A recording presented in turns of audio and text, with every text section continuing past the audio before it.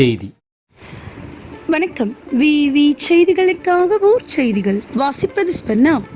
நோய் தீர்க்கும் முருகன் ஆலயத்தில் ஆவணி கிருத்திகை. ராணிப்பேட்டை மாவட்டம் ஷோலிங்கர் மேற்கு பஜார் பகுதியில் அமைந்துள்ள அருள்மிகு சுந்தரமூர்த்தி விநாயகர் திருக்கோவிலில் தனி சன்னதி அமைந்துள்ள நோய் தீர்க்கும் முருகன் சுவாமி திருக்கோவிலில் ஆவணி மாத கிருத்திகையை முன்னிட்டு சிறப்பு பூஜை நடைபெற்றது.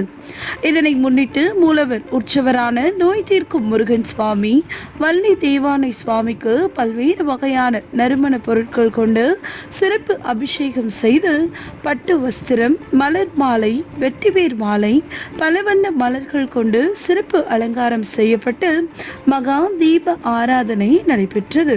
மங்கள வாத்தியங்கள் முழங்க சுவாமி முக்கிய வீதிகள் வழியாக சென்று பக்தர்களுக்கு அருள்பாலித்தார்.